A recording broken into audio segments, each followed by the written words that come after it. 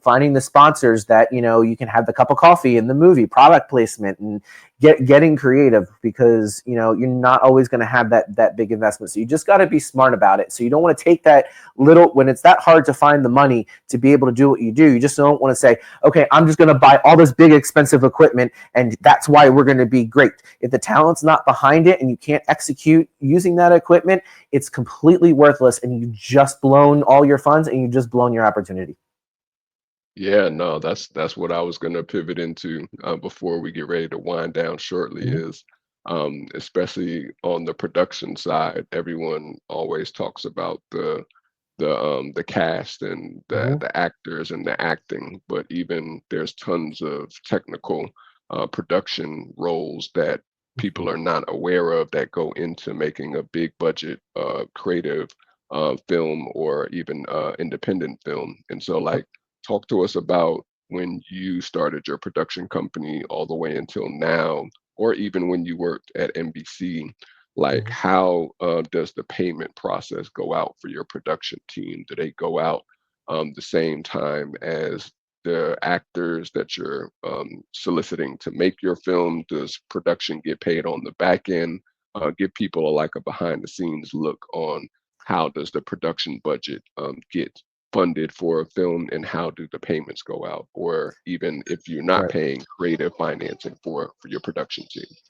Yeah, so that's probably, especially when you're either a smaller business or a smaller production, that's probably the most work that you have to do, because you have to figure out how to make this budget work for this long period of time while making sure you're paying the people that that are going to make this successful. So those are the actors, and those are the behind the scenes guys, and you don't want to keep them saying, where's your money, where's my money, where's my money, where's my money. I can't tell you, there's a lot of platforms where you can find production work. One of them is backstage.com, and you can go on there, and I can't tell you how many different, that's where we did a lot of our casting, because it was an affordable option to be able to find actors, and in areas that we don't know, especially if you can't afford a casting director.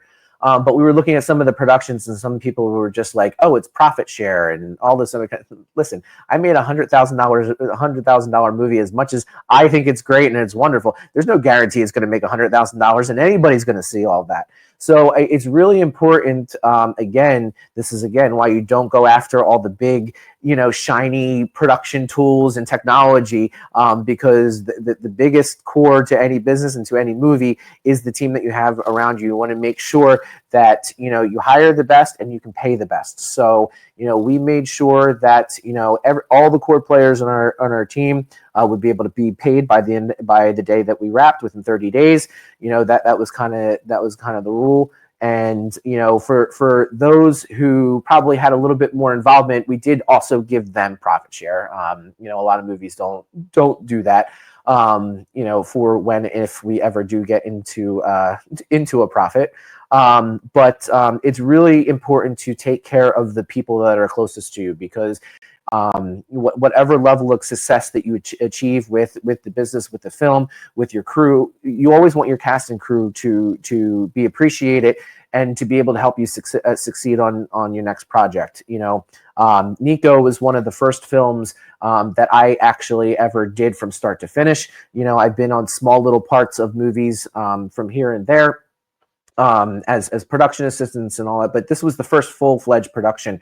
And talking to Vega and a lot of the cast who have been doing independent film and these small micro-budget films for a long period of time, I'm telling you, the first couple weeks of production, and it was just horror stories to hear how people were treated, how people weren't paid, people promising certain things and not delivering, and it made a sour experience, and it makes you really rethink your passions about the project. And I said, well, we're not going to do that. And we're going to make sure this is done right. And I took care of my team. I took care of my cast and my crew. I made sure everybody felt appreciated and a part of the project, and everybody was paid. And a lot of the comments afterwards is, this is one of the best sets that I've ever been on. And immediately when you think that, I'm like, oh, that's great. I don't really think I did anything other outside of what you should do in a production process or how you should run a business. I just did it how you probably appropriately do that, but it was very much appreciated. And that goes a long way. And that goes back to kind of one of our earlier parts of the conversation about relationships, because now here we are a year and a half later, and I can call up any of those cast members and I said, hey, I have a podcast, or I have somebody down in DC where you are. Do you want to, just take an hour of your time, to just go out and promote the film? Without question, they're out there helping me promote the product and helping me, kind of, push out what we're trying to sell.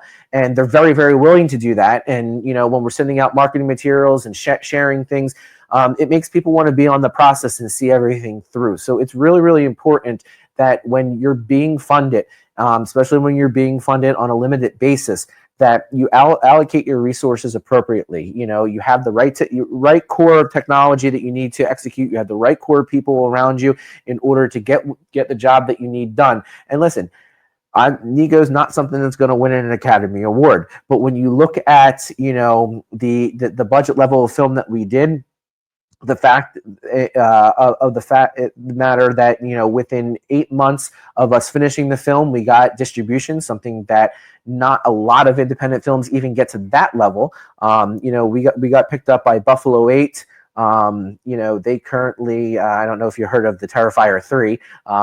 They're kind of part of that group. We're not as big as that. We're not making it that much money. But to be able to be recognized by a distribution company that big, I couldn't have done that without having that continued support of my cast and my crew, and being completely engaged in the post-production and the marketing process. And it all comes down to the fact that they were taken care of while they were working, they were paid on time, and they really just enjoyed the process. So it's so important. Yeah, and that was what we were going to wind down with. You talked about distribution. Mm-hmm. A lot of people have that go over their head a lot of times Yep. when it comes to being picked up by a major distributor. You spoke about names like Tubi, Fandango, Mm-hmm. Amazon. You've worked in, of course, the big networks for NBC when you first started off, compared to working on now your own content and creative Right. films and projects. Like, how is the process to get a distributor, even from where you started at, seeing it from major network now to working on your own creative independent projects? Like, how is that process? Is it that you It's have a hard. representative? Yeah, do you have a It's hard. representative? Do you have to have a portfolio? Like, give people a small, I know we only have a little bit of time, but a small lens behind how do you get Yeah, a I distribution mean, for a just creative kind of project? quickly. I mean, I don't have a film portfolio. This was my first major film, and we were able to pick up distribution. And it comes to being smart about how you put everything together and having having realistic expectations. Everybody wants their movie to be in the theater, right? But you have to look at, okay, something that I actually learned in the process, because we actually tried to do that first. But you have to think about, obviously, if the theater is going to want you to market in order to make sure people are filling the seats, do you have the budget to be able to market, to put theaters in the seats? AMC theaters wanted $3,000 per week per theater that it was in. So when you're on a universal movie scale, that's a lot easier. That's a lot affordable. And that's a lot of the cost, which when you see this movie costs $250 million to make, a lot of that money comes from the marketing, because it's so expensive, to be able to do that. So, sitting there on a platform that is being a little bit more realistic about it, you can reach the same audience on a streaming platform or on a pay to rent buy type of platform. So, if you don't have the budget to be able to do something that grand scale, well, then go a little bit smaller and have it big, and take that budget and invest it all into that, and you'll reach just the same big audience. And you don't always have to take the path that you think everybody else has to take. It may be out of your wheelhouse, but it doesn't mean that you're not going to be successful. Again, when we first got signed on for distribution, the one thing that we want to do, I mean, there was a couple couple distributors that we were looking at that actually asked about the movie, and we had to look at what was going to be the most beneficial to us. I mean, there's a lot of, especially in Hollywood, everybody wants their hands on everything. Everything's a money grab, and so you got to read the fine print. You got to go through everything and make sure that it's going to be beneficial in the end. We went with the distribution company that we did because it felt more of a partnership, which was very important. They weren't one of the companies that asked us for any money up front, and talked about, obviously we had to give a little bit of bigger percentage away, but that made us feel like they were invested into the success of our movie as much as we are, because they didn't make money unless we made money, versus having to pay somebody a $5,000 or $10,000 fee up front. So, just because there's a formula for how, big companies or big movies are supposed to, distribute things doesn't mean that's the path that you have to do. You have to find the path where you can be the most successful. So if your budget doesn't have enough to do a theater run, for at $3,000 a theater per week, per theater, then don't do it. Don't try to force yourself. Don't go bankrupt, or don't blow everything just to have that one cool experience. Have more longer term success.